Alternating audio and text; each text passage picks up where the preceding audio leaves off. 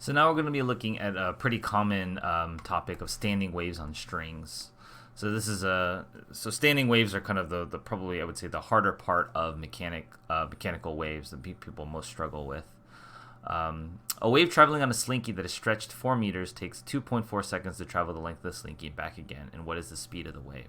Okay, so here we're still using, a lot of the times we're still using the same equation, v equals lambda f.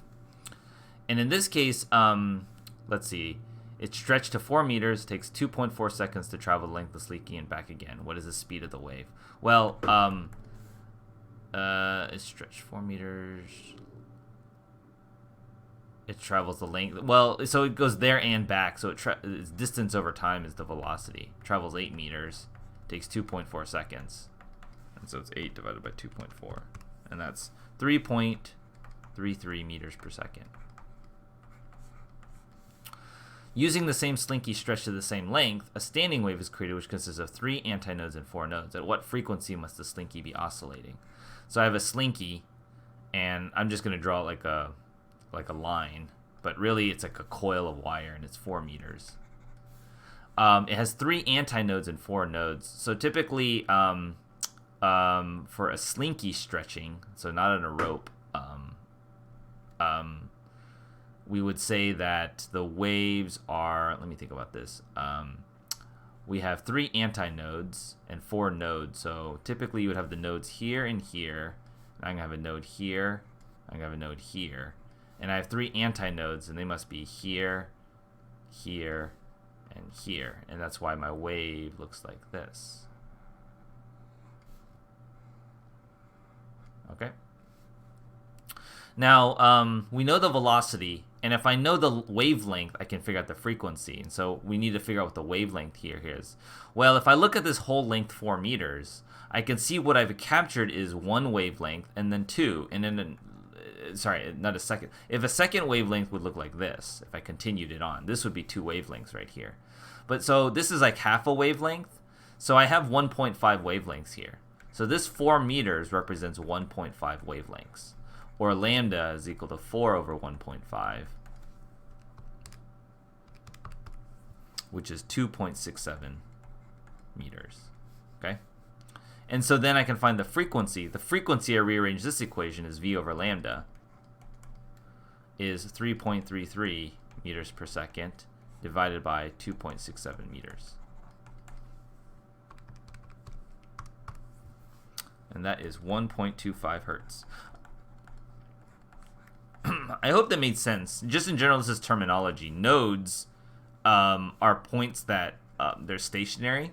So when this wave moves, the antinodes are the peaks of the wave, and the nodes are where they're stationary. And because I have more nodes than antinodes, I knew that these had to be the endpoints. Because usually you have to have one more of one over the other, or an equal number. Kind of depends, but you can't have like. But basically, every time you reach a node, there has to be an antinode somewhere, and a node and an antinode. But because there's more nodes, I kind of said, well, this is the layout of how the nodes and antinodes have to be. Okay. A 2-meter long string is stretched between 2 supports with a tension that produces a wave speed is equal to 50 meters per second. So v is equal to 50 meters per second. And I have a wave that's here and here. What are the wavelength and frequency of the first 3 modes that resonate on the string? So here's where you're going to illustrate. When I have a string that is anchored like this, what I want to do is I want to draw the first 3 harmonics. And the whole point of the harmonics is to say, like, well, these have to be nodes. What are the different wavelengths I can draw in here? Okay, so I'm going to draw the first one in red. The first wave, that like the biggest wavelength I can draw, is one that looks like this. Okay, this is, we call the fundamental frequency, because there's no other cosine or sine wave I can draw in here that could have a bigger wavelength than that, because the requirement is that they have to hit the end of the node like this. And if I were to extend this picture here, I notice that whatever the length of this is, for this one, the wavelength must be equal to 2 times the length of this, whatever this string is. Okay, because look at my picture, right? My wavelength has to go all the way out here, and this whole distance has to be 2L. Okay. Then I might look at the next largest one I can be. So what's the next largest like wave I can put in here?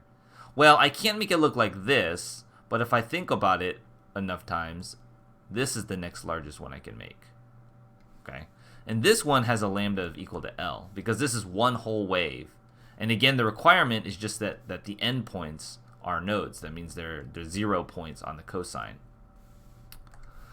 And then last, what's the next one I can do? They get a little trickier to draw as you go up, but it needs to do this, and it needs to come back down like this. Yeah. Okay, and then we have to think about, like, this one is a little trickier. You got to think about it.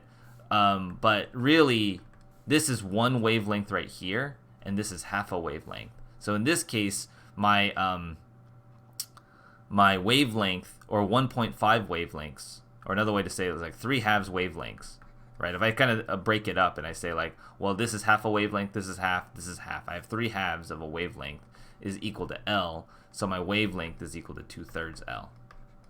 Okay. So this is sort of the pattern when you draw the pictures. And what you end up getting is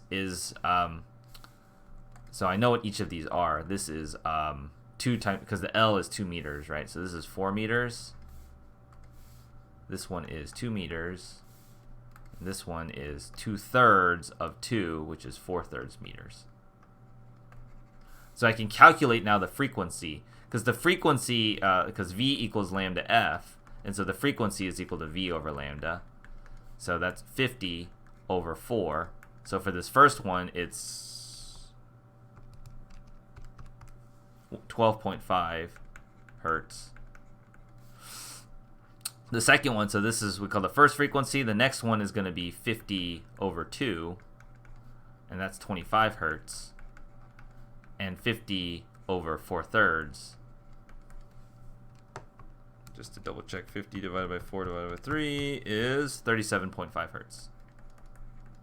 Okay, so this is the derivation of the shapes that we make, but sometimes people just memorize the patterns. If I can find the fundamental frequency, that's the largest one, then each harmonic is just simply a multiple of that. If I double it, it's 25 hertz, or this is 2 times 12.5 hertz. This one is 3 times 12.5 hertz. Okay.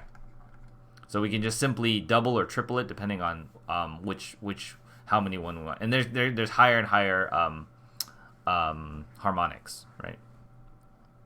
Thanks for watching. If you enjoyed this video, I go through a lot more of these exact kinds of problems with much longer videos on my website. It's entirely free. Check out the link in the description below.